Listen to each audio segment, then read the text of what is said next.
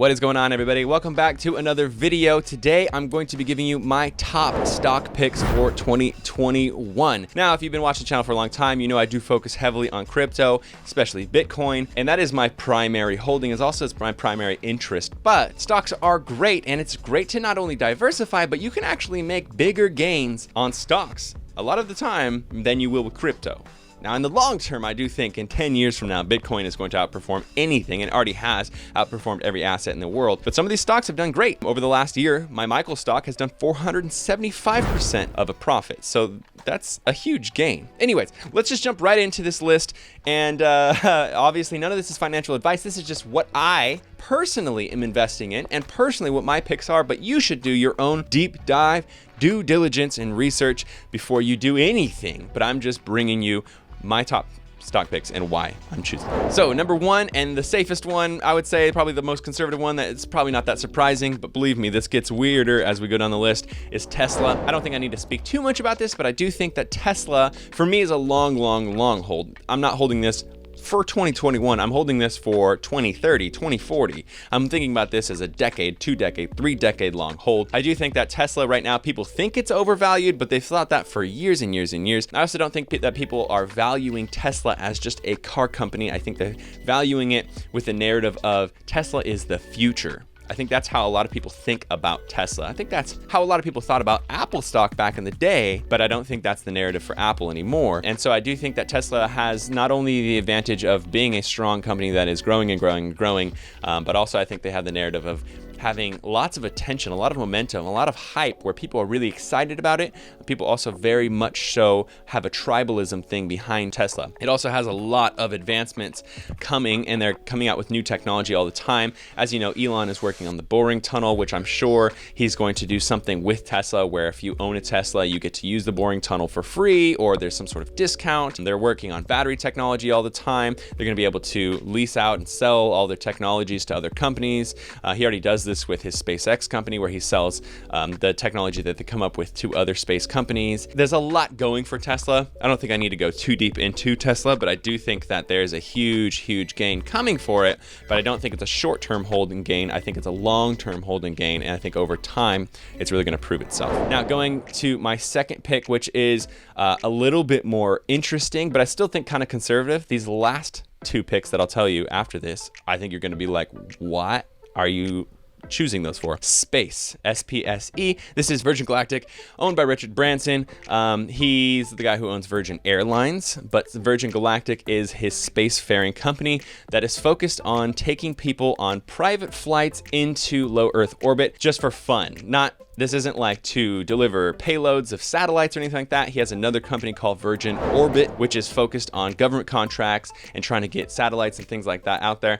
This is for, you know, the eccentric millionaire, billionaire who's like, I want to go to space just for a couple of minutes for fun. I want to film a vlog and go up to space. It's just a pure fun play. And you know, people spend money on all sorts of just purely fun things, cruises and all that kind of stuff. So imagine being able to go to space. I know this sounds so stupid for people who are not into space, but for people who are excited about space like me, I see the potential growing huge with this. I also think the stock is massively undervalued.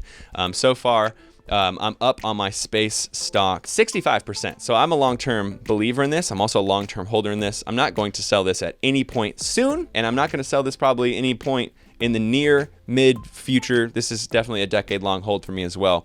I think they're the only space company that is public. If I could buy SpaceX, I absolutely would, but you can't. And I think that also lends a lot of power to them because at the moment they're the first mover, but they're the only company that you can purchase if you are interested in owning a piece of the space industry coming. And I think it's going to be huge. So moving on to the next one. Now we're getting into my weird picks, and this is where I think people are going to kind of disagree with me here. So I'd love to hear it in the comments. My third pick is Palantir. You might not have heard of Palantir before. The stock ticker is PLTR.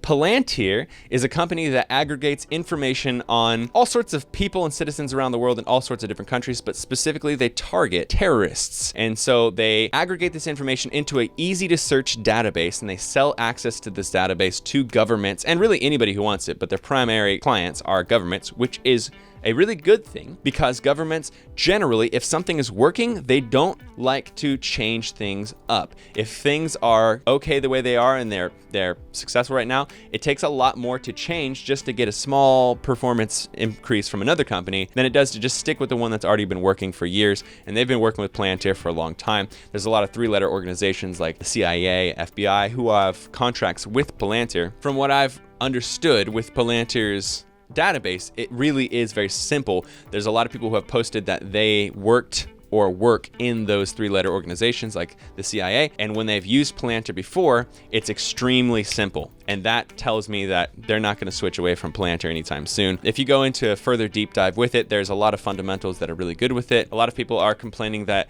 they have a decreased financial statement in their like last quarter. There's a lot to go into with Palantir, and maybe I could do a whole video of deep dive with Palantir, but I don't think you guys want to hear that. Basically, this one is just a information database play. I think information is probably one of the top most undervalued assets. And information is a very valuable thing that I don't think a lot of people are looking at. They're more so looking at, like I've said, like Tesla, like electric stuff. So I think Palantir is a really good play for the long term. Now, my last pick, the one that's the weirdest pick that you are going to jaw drop at and just call me crazy, and that's okay because it's my life and your life, right? None of this is investment advice. As always, you make your own decisions. I'm just bringing you my opinion. GameStop. Yeah, GameStop. I know, crazy, right? So GameStop, there's a long story with this one. I'll try to sum it up very shortly. In the last couple of weeks, especially this last month, GameStop has appreciated hugely. It's gone up from $10 over the past couple of months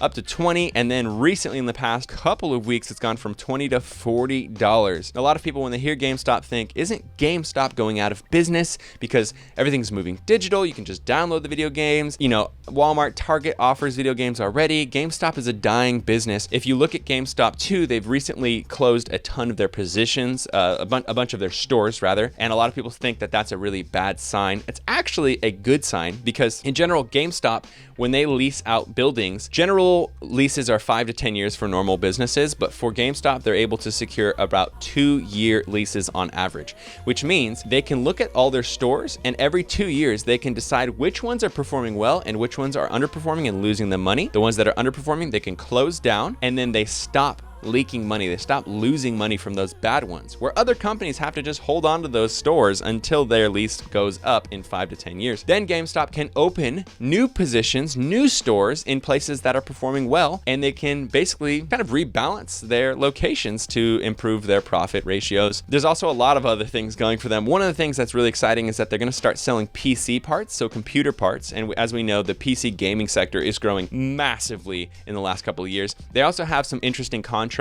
with Xbox, like Microsoft, for example. If they sell an Xbox console at their GameStop locations, from what I believe, then on contract with Microsoft to get profit from every digital sale that person purchases on that Xbox that they originally purchased at GameStop. So they're getting a piece of those digital pies. So they are moving themselves into a position to gain some of this money that's coming from digital sales. And digital sales are only increasing the amount of money that people are spending on games. Even myself, if digital sales weren't available, I wouldn't be buying a lot of the games I buy, but sometimes I go on there and there's a $10 game that used to be $40 and I'm like, yeah, I'll buy it. I wouldn't go to like a physical location and actually buy it physically. And if I bought my Xbox at GameStop, they're getting a small portion of that, that urge, that impulse buy. There's a ton of other things that are happening with them. Ryan Cohen, one of the main people who took Chewy, which is a brand that sells like pet food and pet supplies, took Chewy from a position where people thought it was massively overvalued, was a terrible company, and was able to bring it up, I think 1,500% he brought Chewy. So this guy has a great track record for taking companies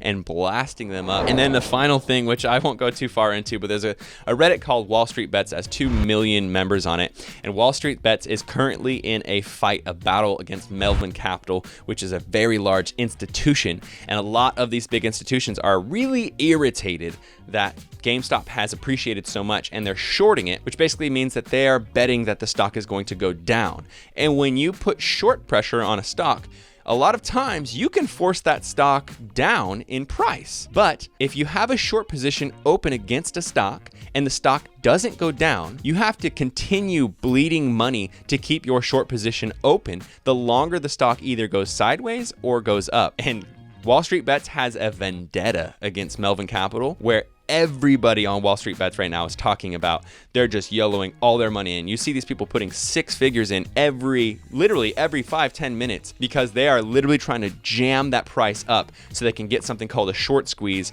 where basically people have so many short positions open that there's not enough stocks available on the float. This is all getting a little too technical. This is not the point of the video, but basically the short squeeze is going to happen where it causes GameStop to go up, because as they have to either close their positions or hold them open, they're going to have to buy stocks. Those people who are trying to short it, they're going to have to buy stocks to cover those positions eventually when they want to close them. And there's already a lack of stocks available, which is going to drive the price up. None of this is advice for you investment wise. This is definitely the slipperiest one. This is the one that is the most risky. And again, a lot of times with my bigger plays, my biggest positions, I play it safer. Tesla is my biggest position in my portfolio, and GameStop is a very small position, maybe 7th or 8th position in my portfolio. And with these YOLO positions where I just have fun with it, I look at it more like a video game. So if I lost it all, who cares? I was along for the ride. But this stock, in my opinion, has a potential of going from 40 where it is right now to a price target of about $100 to $200. And that's just kind of my conservative. There's a lot of people who are saying they think it's going to go 300 to 1,000. It's happened before, like I said, with Chewy. And so yeah, I'm just along for the ride. This one is a short to medium play, so I will be holding this one till probably about halfway through this year or towards the end of this year. But this is probably not one that's going to be in my portfolio,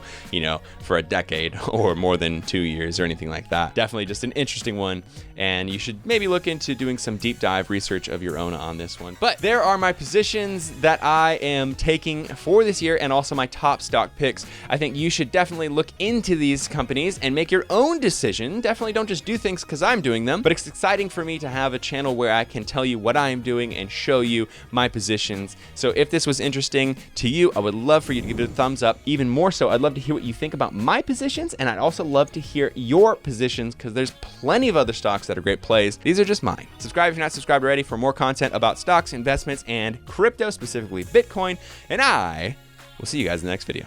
Peace.